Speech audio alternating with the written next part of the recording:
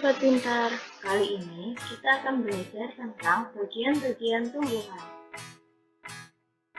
Coba perhatikan, bagian-bagian tumbuhan terdiri dari daun, bunga, biji, batang, dan akar. Akar adalah bagian tumbuhan yang tertanam di dalam tanah. Biasanya terdiri atas rambut akar atau bulu akar dan tudung akar. Rambut akar berfungsi sebagai tempat masuknya zat-zat makanan dan juga air. Sementara tudung akar berfungsi sebagai pelindung bagi akar saat menembus tanah. Ciri-ciri akar: 1. Akar adalah bagian tumbuhan yang berada di dalam tanah. 2. Akar tumbuhan memiliki pertumbuhan yang mengarah ke inti bumi. 3.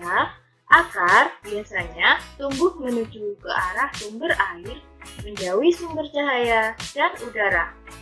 4. Akar tidak memiliki ruas, sisik, daun, tidak berkuku-kuku. 5. Akar biasanya berwarna putih atau kekuning-kuningan. 6. Akar berbentuk lancip ke bagian ujung untuk mempermudah tumbuh di dalam tanah. Jenis-jenis akar. Pertama, akar tunggang. Memiliki akar utama yang bercabang-cabang membentuk akar cabang. Biasanya terdapat pada tumbuhan berbiji, berkeping dua atau dikotil. Contoh, mangga, apel, jeruk, rambutan, sawo, dan lain-lain. Selanjutnya, ada akar serabut. Tidak memiliki akar utama. Ukuran dari pangkal hingga ujung sama. Terdapat pada tumbuhan berbiji, berkeping satu, atau monokotil. Contoh, kelapa, jagung, bawang, singkong, dan padi. Jenis-jenis akar.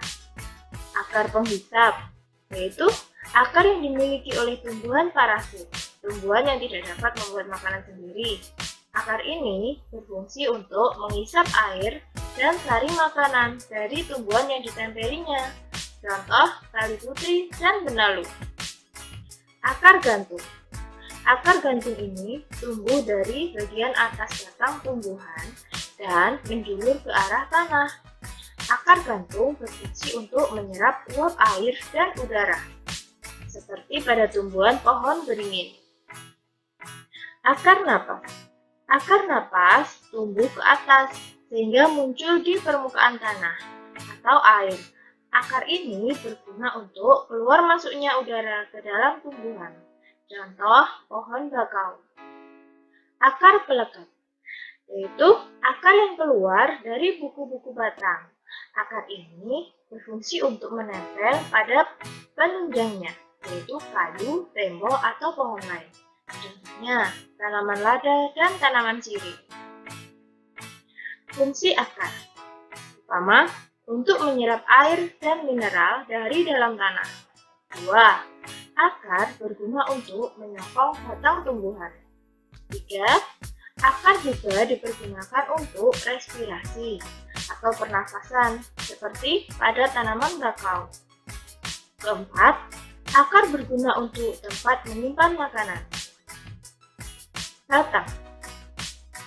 Sekarang perhatikan, ini adalah penampang batang dikotil.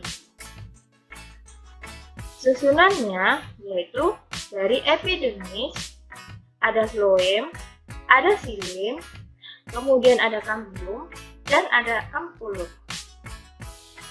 Yang ini adalah batang monokotil atau berkeping satu. Ada xilem, ada floem, ada epidermis. Pada batang monokotil tidak memiliki kambium. Jenis-jenis batang. Batang berkayu adalah batang tumbuhan yang mengandung kambium. Contoh, pada pohon rambutan, jambu, mangga, dan lainnya. Batang rumput, yaitu batang tumbuhan yang berruas-ruas dan berongga. Contoh, batang padi dan rumput. Batang basah, yaitu batang tumbuhan yang bersifat lunak dan mengandung air, seperti pada batang tanaman bayam. Fungsi batang. Pertama, sebagai saluran tempat mengangkut air dan mineral dari akar menuju daun. Kedua, menyalurkan hasil fotosintesis dari daun menuju ke seluruh bagian tumbuhan. Ketiga, sebagai tempat menyimpan makanan. Daun. Bagian daun yaitu daun dibedakan menjadi daun lengkap dan daun tidak lengkap. Daun lengkap memiliki pelepah daun, tangkai daun, tulang daun, dan helai daun. Contoh, daun pisang. Daun tidak lengkap terdiri atas tangkai daun, tulang daun, dan helai daun. Contoh, daun mangga. Fungsi daun. Tempat pembuatan makanan atau fotosintesis, tempat proses respirasi atau pernapasan, tempat transpirasi atau penguapan, dan sebagai alat perkembangbiakan vegetatif, contoh pada tumbuhan cocor bebek. Proses fotosintesis. Daun dapat membuat makanan adalah daun yang mengandung klorofil atau zat hijau daun. Proses pembuatan pada makanan pada tumbuhan yaitu air dari tanah yang diserap oleh akar.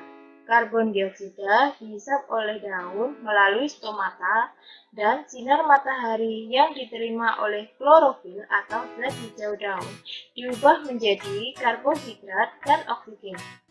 Proses perubahan karbon dioksida dan air dengan bantuan sinar matahari menjadi karbohidrat dan oksigen disebut fotosintesis. Karbohidrat dipakai sendiri oleh tumbuhan dan oksigen dikeluarkan kembali oleh tumbuhan melalui stomata. Bentuk daun.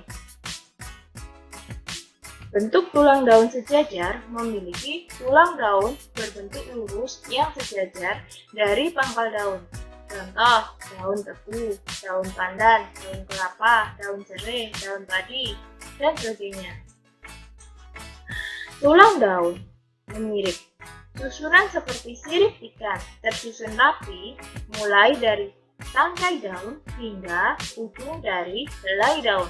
Contoh, tulang daun cincau, jambu, mangga, dan rambutan. Tulang daun melengkung. Daun ini memiliki tulang daun melengkung dan tampak menyatu.